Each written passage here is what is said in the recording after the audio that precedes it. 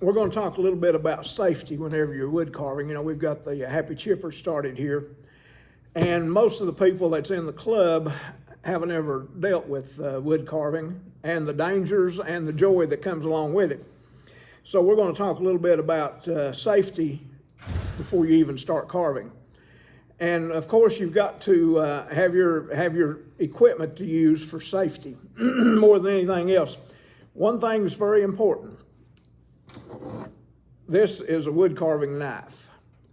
Before you ever pick this wood carving knife up and start to cut a piece of wood, you need to make sure that you've got your safety equipment on. Your safety equipment amounts to not a whole lot, but it's very important.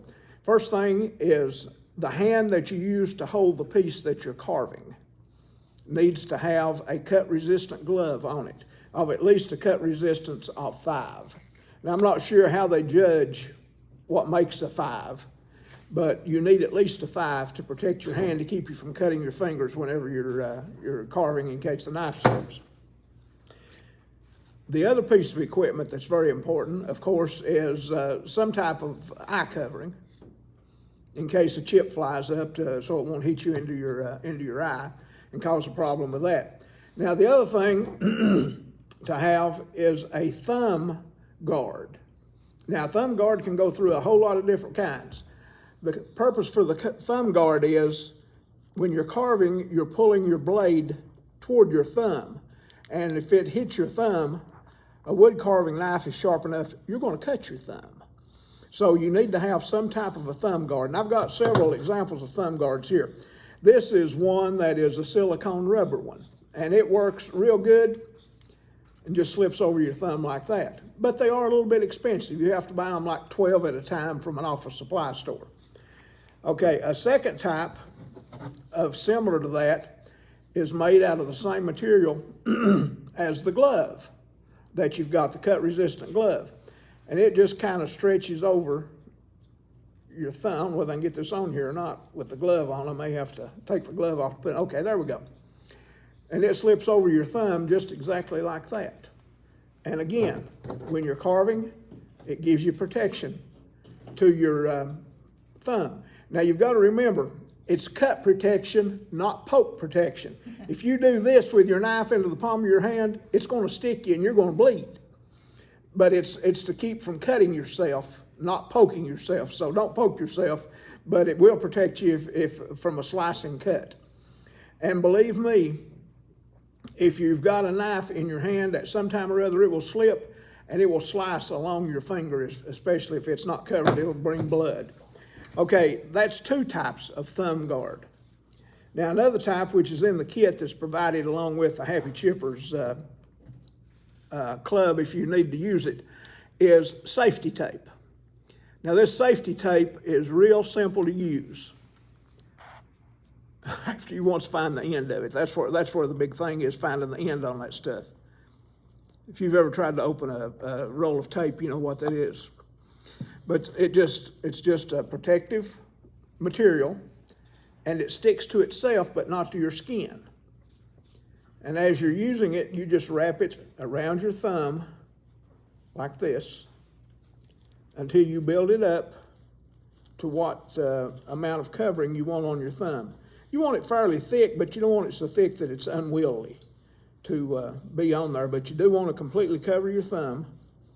Go all the way down and then come back with it to make sure that it covers the pad of your thumb like that, where there might be a danger of it cutting your thumb. And it just cuts right off like that. And you kind of mash it down, and that works good for a thumb guard as well. Now, in addition, you can use this tape. Sometimes your finger right in here where you hold your knife and pull it towards you will get sore, and you can take this and wrap it around that joint of that finger as well. And if you'll notice, I have I've got 2 crooked fingers on this hand, and I have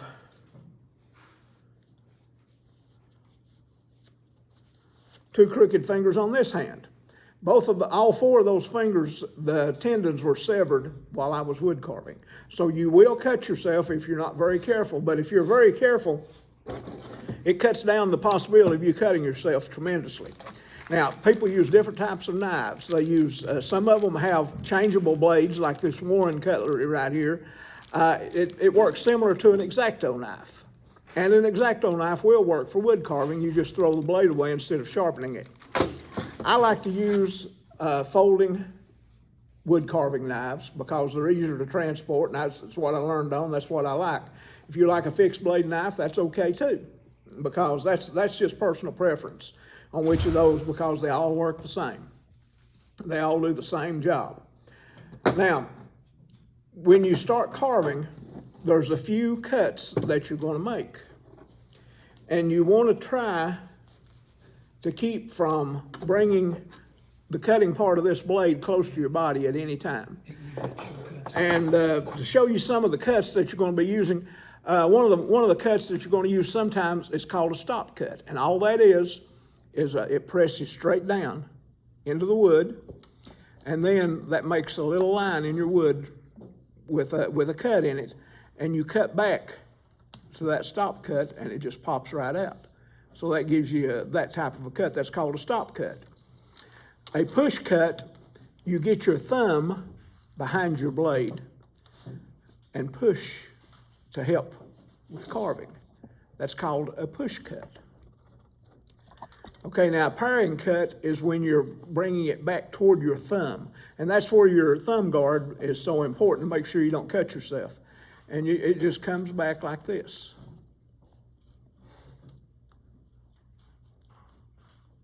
Like peeling a potato.